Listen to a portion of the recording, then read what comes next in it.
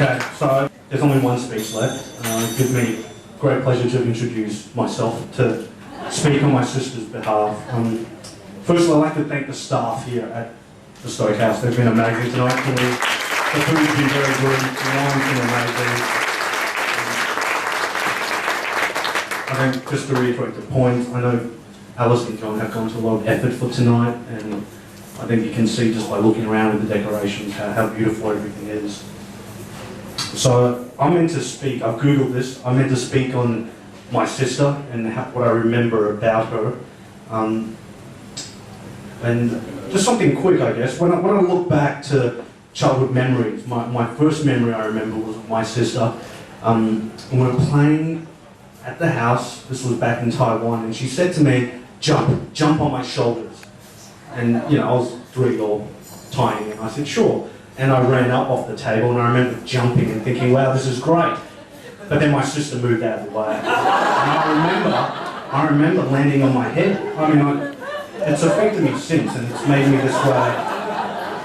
But I think about that because she taught me probably the most important lesson in life, which is trust nobody. No. When I look at my sister, it makes me realise how much more depth there is to anyone who has a sister or a brother in this room. We're not just related. There's a lineage, there's a bloodline amongst us that our parents have bred into us. There's this level of trust. We share our most profound joys in life. You know, our deepest sorrow. There's no joke coming at the end of this, so you guys know. It's really just one of those things where you look back over all the times you spent with her and how much it means and how important tonight is seeing John.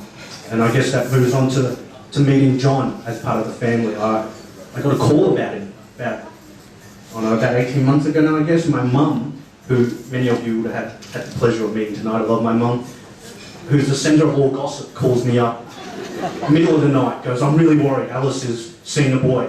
And there's this awkward pause, and she's like, oh, he looks like Timothy Dalton from James Bond.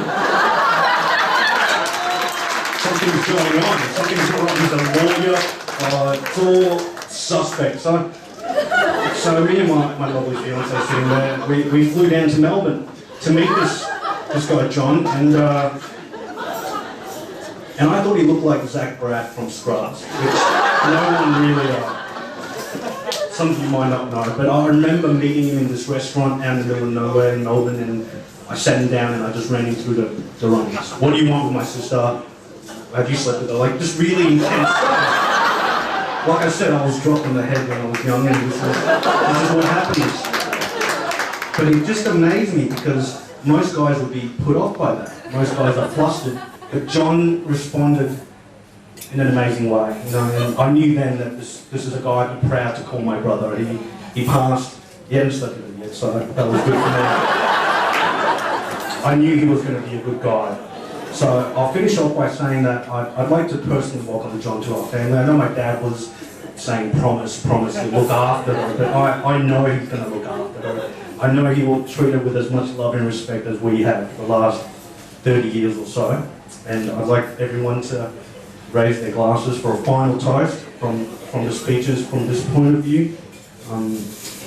And I just wrote a little quote here because that's what Google told me to do. And the quote is that happy marriages spring from marrying the ones we love, but they really only come to fruition when we love the ones we marry. I don't really get it, but it's sort of clear.